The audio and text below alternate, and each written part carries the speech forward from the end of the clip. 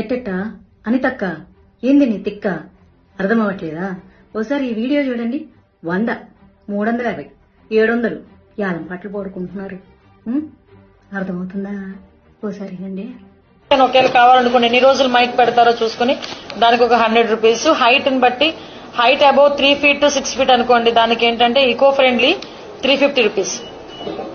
అలాంటివి మనకి height above 6 feet అయితే 700 రూపీస్. ఇప్పుడు నేను మాట్లాడబోయే టాపిక్ అయితే చాలా మందికి కోపం తెప్పిస్తుంది.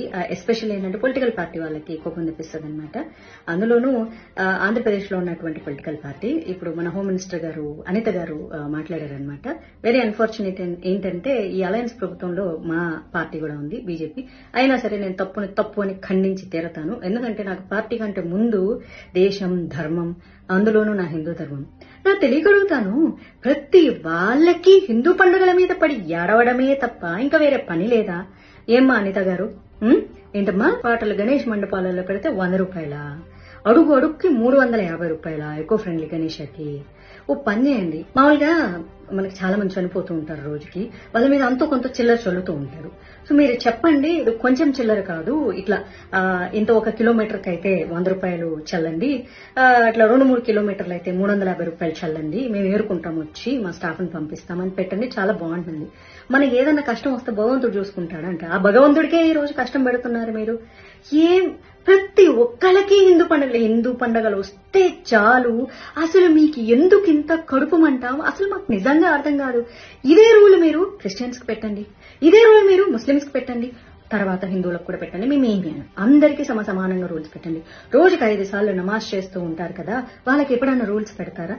మరి వాళ్ళకు కూడా నమాజ్ కి 100 రూపాయలు అని పెట్టాలి కదా. గణేష్ మండపాల దగ్గర సాంగ్లకి 100 రూపాయలు ఏంటి? లేకపోతే క్రిస్టియన్స్ అర్ధరాత్రులు కూడా పెడుతూ ఉంటారు కదా. నేను ఎవరిని కించపరచట్లేదు, ఇక్కడ గుర్తుపెట్టుకోవాలి. పొలో మనం తిట్టడానికి రెడీ అయిపోతుంటారులే కానీ ఆయన భగవంతుడికి బోల్డని కష్టాలు వచ్చాయంట. బోడి మాధవిలత కష్టాలు వస్తే ఏంటి, మీరు తిడితే ఏంటి, నాకేం మరి. వాళ్ళకు సేమ్ రూల్స్ అప్లై చేసి మాకు కూడా సేమ్ రూల్స్ అప్లై చేయండి. మేము వేస్తాం, చిల్లర వేస్తాం. ఏముంది, ఎంతో మందికి అన్నదానాలు చేస్తూ ఉంటారు హిందువులు. ఎంతో మందికి ప్రతిరోజు మండపాల దగ్గర బోల్డ్ అన్ని ప్రసాదాలు, లేకపోతే ఇంకోటి. అసలు మా పండగలంటేనే 10 మందిని బతికించడానికి ఉండేటటువంటి వ్యవహారం అది. ఒక వినాయక చవితి వస్తే మండపాలు వేసేటోళ్ళు ఏంటి, మట్టి బొమ్మలు తయారు చేసేటోళ్ళు ఏంటి, అసలు ఒకటేంటి అరటి ఇవి అవ్వచ్చు, పత్రం అమ్ముకునేటోళ్ళు కావచ్చు, పూలు పళ్ళు, ఎన్ని వ్యాపారాలు బతికిస్తూ ఉంటారు హిందువులు. అట్లాంటిది మీ మొహన చిల్లరేయడానికి మాకేముంది? మేము దాన్ని బిచ్చం వేస్తాం. మేము కావాలంటే మండపాల దగ్గర మీరు వచ్చి అడుక్కుంటున్నారు. యాక్చువల్లీ చెప్పాలంటే టు బి ఆనెస్ట్లీ 100 రూపాయలు 350 రూపాయలు అని చెప్పి అడుక్కి 350 రూపాయలు మీరు బిచ్చం అడుగుతున్నారు. మేము బిచ్చం వేస్తాం. ఏముంది, మా విగ్రహాల దగ్గర మీరు బిచ్చం ఎత్తుకుంటుంటే వేయడానికి మాకు ఏమన్నా ప్రాబ్లమా? నేను ఇప్పుడు ఇలా మాట్లాడాను అనుకో, ఇప్పుడు ఎన్వైరన్మెంట్ మీద ప్రేమ పుట్టుకొచ్చేస్తుంది చాలా మందికి.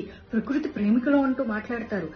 మీరు మట్టి బొమ్మలు, ఆకులు అవన్నీ తీసుకెళ్లి వాటర్లో వేస్తారు, మరి వాటన్నింటినీ చెరువుల్లోంచి, కాలువల్లోంచి, వాటిలోంచి వీటిలోంచి బయటికి తీయాలి. వాటికి ఎంత శ్రమ అవుతుందో తెలుసా, ఎంత పాడైపోతుందో తెలుసా, ఎన్వైరన్మెంట్ ఎంత నాశనం అయిపోతుంది. అట్లీస్ట్ ఇలాంటి రూల్స్ అన్న పెడితే సో అప్పుడైనా కేర్ఫుల్ గా ఉండేసేసి తక్కువగా వాడతారు, పెద్ద విగ్రహాలు చేయడం మానేస్తారు. అలా అని చెప్పేసి విగ్రహాలు చేసే వాళ్ళ కడుపుల మీద కొట్టడానికి ఎన్వైరన్మెంట్ పేరుతో మేము చాలా సిద్ధంగా ఉంటాము. ఈ సమయంలోనే మట్టి బొమ్మలు అమ్ముకునే వాళ్ళ జీవితాలు సంకనాకిచ్చి సర్వనాశనం చేయడానికి ఎన్వైరన్మెంట్, వాటి సేఫ్టీ, ప్రకృతి ఆరాధకులు, ప్రేమికులు అనే వాళ్ళ మేము అసలు ఎప్పుడు రెడీగా ఉంటాము. ఎందుకంటే రేప్ చేసిన అమ్మాయి ఎట్ట చచ్చిపోయినా పర్వాలేదు, కానీ రేపిస్ట్ గాడికి ఉరి శిక్ష, ఇంకో శిక్ష వేస్తే మానవ హక్కులు అని చెప్పి ముందుకు వస్తారు చూడు, అట్లాంటి ప్రకృతి ప్రేమికులు ఇప్పుడు ముందుకు వచ్చేస్తారనమాట. అంతే మీరు ఏదంటే అది కరెక్ట్. దానగుణం చేయడంలో హిందూ దేవాలయాలు గాని, హిందూ పండుగలు గాని ఫస్ట్ నంబర్ 1 ఉంటారు. చిన్న పిల్లలు కూడా వాళ్ళ కిడ్డీ బ్యాంకుల్లో పెట్టుకుంటారు, పిగ్గీ బ్యాంక్స్. అవి కూడా పాలగొట్టి తీసుకొచ్చి కావాలంటే ఇస్తారు, మీ మొహాన పడేస్తారు డబ్బులు. అదేముంది. కాకపోతే అందరికీ సేమ్ రూల్ అప్లై చేయండి. మీరు ఇలాగ ఇన్నిసార్లు మైకులు పెడితే, లేకపోతే పొగులు, మధ్యాహ్నము, సాయంత్రం, అర్ధరాత్రి పెడితే ఇగో ఇంత డబ్బులు కట్టండి అని రూల్స్ పెట్టండి. అందరికి రూల్స్ పెడితే మేము కూడా ఒప్పుకుంటాము. మీరు అడుక్కుంటామంటే చెప్తున్నా కదా, అయ్యయ్యో మా ఇంట్లో పనిచేసేటోళ్ళు, మా దగ్గర వాచ్మెన్లు, లేకపోతే చిన్న పిల్లలు అందరూ తీసుకొచ్చి మీ మొహం డబ్బులు పడేస్తారు. ఇప్పుడు కాలుతుంది కదా మీకు, సిగ్గు శరం. ఎప్పుడు చూడు ఆ ఎండోమెంట్ డిపార్ట్మెంట్ నుంచి వచ్చిన కోట్ల రూపాయలు మీ పర్సనల్ అవసరాలకు, ఆస్తులకు, దేవుడి ల్యాండ్లు అమ్మేసుకుంటూ ఉంటారు, దేవుడి నగలు అమ్మేసుకుంటూ ఉంటారు, ఎవరెవరో ఇచ్చిన కిరీటాలు అన్ని అమ్మేసుకుంటూ ఉంటారు, కుటుక్కు శ్వాహాలు చేస్తూ ఉంటారు. అయ్యి సరిపోనట్టు సిగ్గు లేకుండా దుర్గా నవరాత్రులు వస్తే, వినాయక చవితి వస్తే, దీనమ్మ సిగ్గు, శరం, మానం, అభిమానం, రోషం, పౌరుషం లేకుండా ఒక మినిస్టర్, హోమ్ మినిస్టర్ గారు అయ్యుండి కూడా ఏవో మరి మీకు చంద్రబాబు నాయుడు గారు సలహా ఇచ్చారు, మరి దీని మీద పవన్ కళ్యాణ్ గారు పర్వాలేదు మనకు డబ్బులు వస్తున్నాయి మన పోలీస్ డిపార్ట్మెంట్ కి ఈ 10 రోజులు ఎక్స్ట్రా డ్యూటీ చేసినందుకు నెక్స్ట్ మంత్ వచ్చేటటువంటి దసరా పండుగకి, దసరా బోనసులకి శాలరీల కింద పనికొస్తదేమో, హిందువులొక్కల్లే దానం చేస్తారు అని చెప్పి మరి అనుకున్నారో ఏమో మరి నాకు తెలియదు. ఇప్పుడు నన్ను Pawan Kalyan fans, Chandrababu Naidu fans, TDP fans అందరు వేసుకుంటారు. సిగ్గు శరం. మా బీజేపీ కూడా అలయన్స్ ఉంది ఆంధ్రప్రదేశ్ లో. అయినా సరే చెప్తున్నా కదా, దేశం ధర్మం తర్వాతే పార్టీ. మా బీజేపీ ఎప్పుడేం చెప్తుందో తెలుసా? Nation first, party next.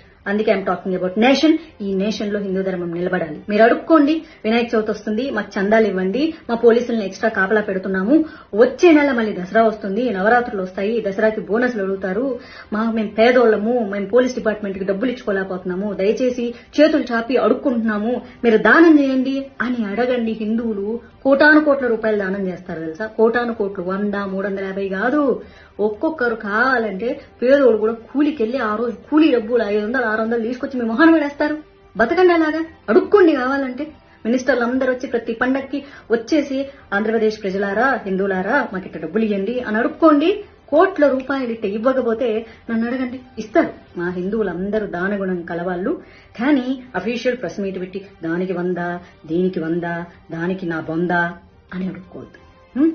Shame on you, shame on you.